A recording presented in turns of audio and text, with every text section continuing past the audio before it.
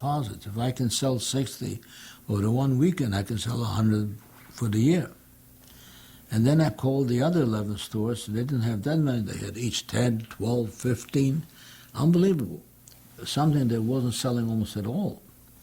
The same doll, when you put it in a beautiful little box, this was the greatest lesson in merchandising. In one of the great lessons in American history of merchandising, where you take an item and you just surround it, and from nothing, sales went up. We sold $300,000 that year, and we made $300,000 on a net worth of $40,000. But that was really the first great story, and then the rest then followed. I got involved from the dolls into other toys.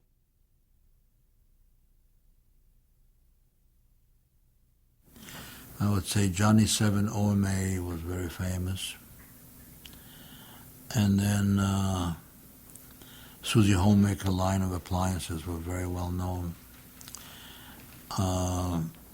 Johnny Lightning cars, and that's when we used, we were actually had a car sponsorship in Indy 500. We won 2 races with our cars. One, they're called Johnny Lightning 500 cars, won in 1969 and 1970.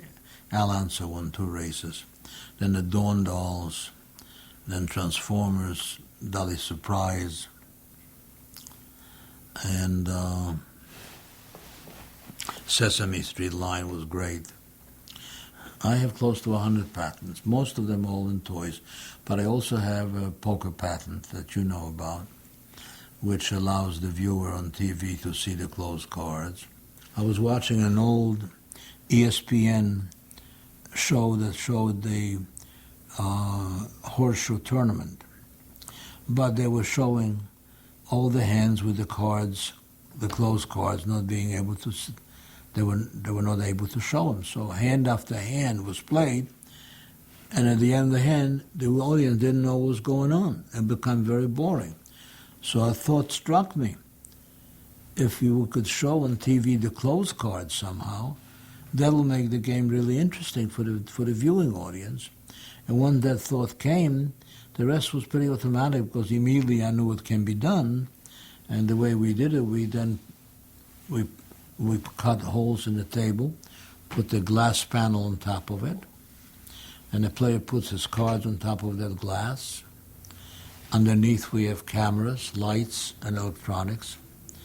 And then we transmit the picture of those closed cards to the TV audience without the other players knowing what these cards are. And that really was the critical item that made the poker interesting on TV. David Sklansky, who wrote probably the most analytical books about poker, and very well known, sold hundreds of thousands of copies at least. He came over to me when I was sitting once at Bellagio, and he sat down next to me. He said, "Henry, you changed the whole poker world."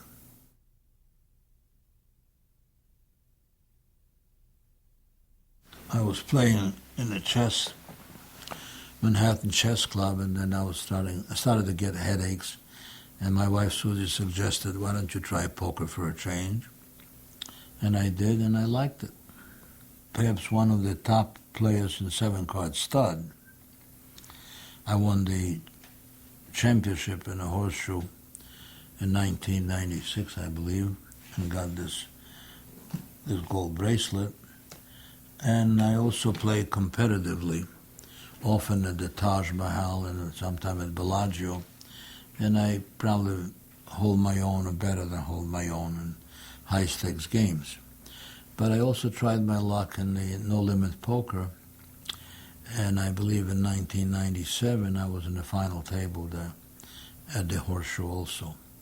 So I would say overall I'm generally accepted as one of the good, if not the top poker players.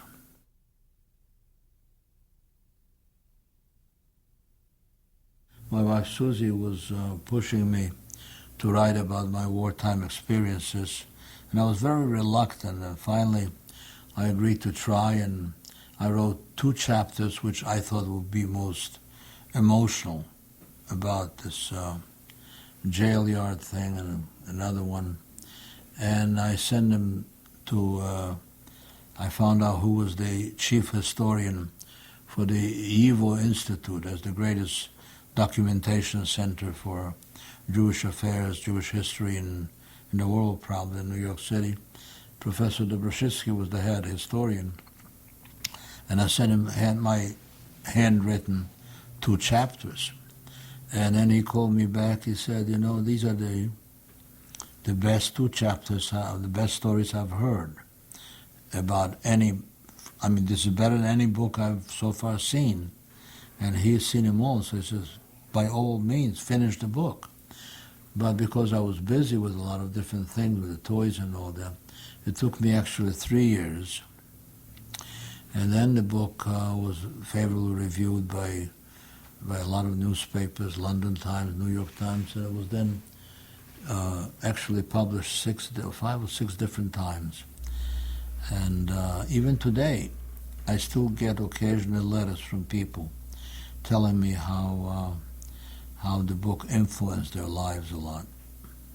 Of all the things I've done in my life, I think the book is most important by far, because it records very faithfully a critically important period of history, and it's a testimonial of a number of things that were happening that I was witness to. So I still think long term, looking, say, 50, 100 years from now, I think that's the one that hopefully will remain as a testimonial of what was going on during this Holocaust story.